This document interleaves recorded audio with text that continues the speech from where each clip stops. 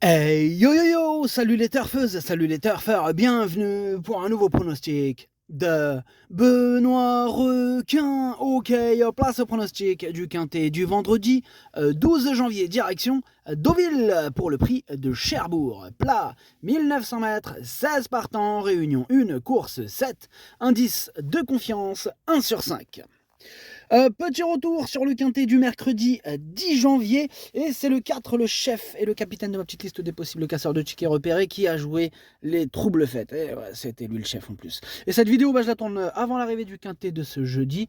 Je reviendrai dessus demain. Ok, c'est parti, on commence le pronostic et on commence avec le numéro 1, Népalais. Et il n'est pas là, l'entraîneur Fabrice Chappé. Il est parti pêcher avec son pote Stéphane Cerulis. D'ailleurs, Stéphane Cerulis, il en présente 3 chevaux. Une galère. Du coup, ça nous fait 4 chevaux sans commentaire. Bref, ce numéro 1 il me plaît bien, mais je l'ai gardé plutôt en bout de combinaison. On passe au numéro 2, Dailymotion, et on écoute Christopher Id. Dailymotion s'est bien comporté en dernier lieu au niveau supérieur, mais il s'agissait d'une listed assez relevée. Elle n'a rien perdu de sa qualité et revient dans la catégorie des handicaps à sa valeur. Je pense qu'elle va bien courir. Eh bien, si tu penses qu'elle va bien courir, j'espère pour toi qu'elle va bien courir. En tout cas, moi, ce numéro 2, je l'ai mis assez haut. Enfin, je l'ai mis 5ème, tout est relatif, mais il me plaît bien.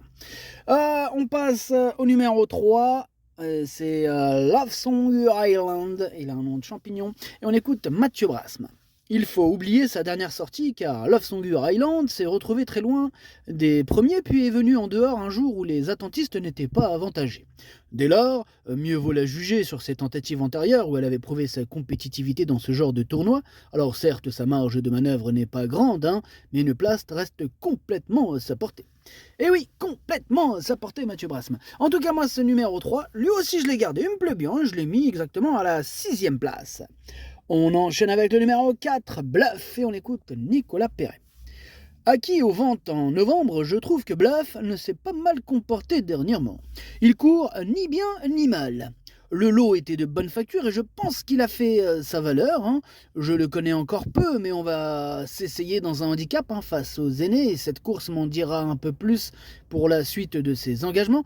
De plus, il faut aussi qu'il nous montre qu'il peut faire la distance.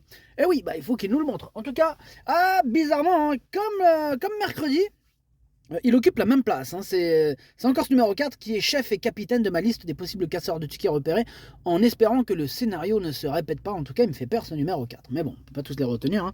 Et il a fallu faire un choix. On passe au numéro 5, Love is Gold, et on écoute Pierre Ménard. Love is Gold a l'air en plein épanouissement à l'heure actuelle, il se plaît sur le parcours proposé, il peut aller devant comme attendre, comme il a pris de la maturité et qu'il devient de plus en plus professionnel, il n'a plus besoin d'artifice, je pense qu'il n'a pas fini de progresser, il est resté très bien, s'il a un déroulement de course favorable, il devra encore disputer l'arrivée. Eh bien ce numéro 5, je l'ai gardé très haut, il fait partie de mes préférés, je l'ai mis carrément 3ème, voilà, j'y crois ce numéro 5. On passe au numéro 6, Letis Marvel. Et on n'aura pas les commentaires de l'entraîneur, comme on l'a dit tout à l'heure, c'est Stéphane Cerulis qui est parti pêcher avec son pote Fabrice Chappé. Amusez-vous bien.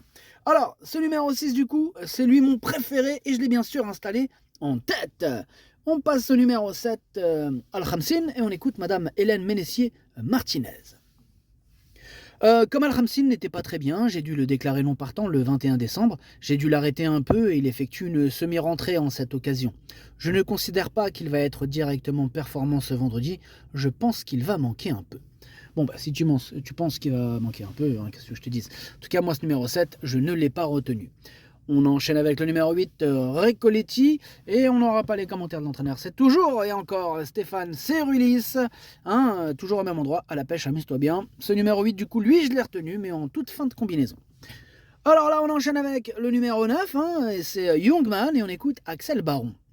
Dernièrement, pour son retour dans un gros handicap, Youngman s'est montré très courageux, car le déroulement de course ne nous a pas été favorable.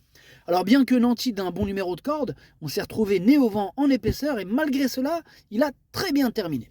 Il est resté en belle forme et avec un bon parcours, j'espère le voir encore très bien courir. J'espère, on te le souhaite. En tout cas, moi, ce numéro 9, il fait partie de mes préférés. Je l'ai mis très haut, je l'ai mis 2ème. On passe au numéro 10, c'est Avoc, et on écoute Stefano Pecoraro. La dernière fois à Lyon, la Soie Avac a été malchanceux. D'après son jockey, il aurait pu prendre une place si cela s'était bien passé. Il est bien, les quintés ne sont jamais faciles et sa valeur est encore un peu élevée. C'est un peu difficile, j'espère juste une place, je serais content si c'était le cas. Ouais, on serait content pour toi. En tout cas, moi, ce numéro 10, je ne l'ai pas retenu. Vous me direz, on ne peut pas tous les retenir de toute façon. Voilà, il est à l'arrière de ma petite liste des possibles troubles faits, ce numéro 10, méfiance. On passe au numéro 11, Alcatozer, et on écoute Christophe Ferland. On lui enlève les œillères, car Alcatozer a pris de la maturité et de l'expérience. Bon, maintenant, cela ne sert plus à rien. Au contraire, cela l'a desservi en dernier lieu où il en a trop fait. Il ne s'est tout de même pas si mal comporté que ça. Bon, il est resté bien. Ce n'est pas un gros quintet, cela devrait aller. Alors donc, il est plutôt confiant, notre Christophe Ferland, avec son numéro 11, Alcatozer. En tout cas, moi, ce numéro 11, je l'ai gardé assez haut. Il me plaît bien, je l'ai mis 4e. On passe au numéro 12, Flores. Flores, et on écoute Yann Lerner. Après avoir connu des petits ennuis de santé, Flores s'est très bien comporté pour son retour à la compétition, terminant correctement. Cette fois, les données changent, car elle va devoir affronter ses aînés, tout en montant de catégorie. Néanmoins, je conseille de la suivre, car c'est une pouliche qui devrait pouvoir tôt ou tard bien faire à ce niveau. Ici, la voir se placer serait une satisfaction. Eh bien, moi, ce numéro 12, je ne l'ai pas retenu. On passe au numéro 13, c'est Ramira, et on écoute Yann Lerner.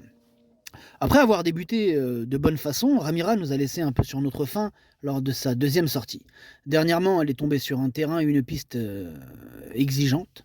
Vendredi, Vendredi, changement de surface et de distance, c'est un test et cette sortie nous guidera pour la suite.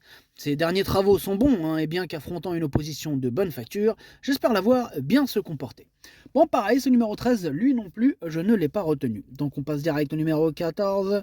Numéro 14, c'est Kilia et on écoute Philippe Decouze. On s'est rendu compte qu'elle affectionnait la PSF à tel point que l'on peut dire qu'aujourd'hui, que c'est son meilleur terrain de jeu. Ah oui, le meilleur.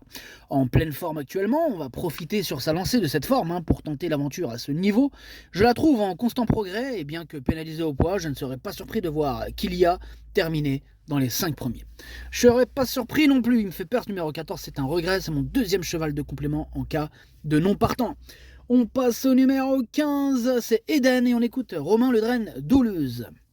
Eden a eu besoin de temps et on l'a façonné tout au long de l'année. Bon, sur la montante, elle nous a fait plaisir en s'imposant à 2 reprises dernièrement et étant même invaincue sur la piste en sable fibré. Elle aurait été mieux située en deuxième épreuve car ici elle doit monter de catégorie avec une surcharge. Bon, son jockey la connaît et avec son petit poids, elle essaiera de s'immiscer dans la bonne combinaison. Ouais, tu veux dire Romain qu'elle essaiera de casser tous nos tickets surtout, ouais. Oh là là là là. Il est ouvert ce quintet, attention. Ce numéro 15, moi je l'ai pas retenu, mais il est en plein milieu de ma petite liste des possibles troubles faits, attention. Et on termine avec le numéro 16, Havana Six. Si on n'aura pas les commentaires de l'entraîneur, on l'a dit tout à l'heure, c'est Stéphane Cerulis qui est parti pêcher avec son pote Fabrice Chappé, amusez-vous bien. Alors, ce numéro 16, c'est lui mon gros regret, c'est lui mon cheval de complément. En cas de non partant, attention possible, cassage en vue. Le pronostic, ça donne 6, 9, 5, 11, 2, 3, As 8. Merci d'avoir suivi cette vidéo. N'hésitez pas à mettre un pouce bleu si la vidéo vous a plu. Pour accéder à tous mes tickets pour la course du quintet, rendez-vous directement en description de la vidéo. À jouer avec modération. Bonne chance. Chopez-le moi. Ciao.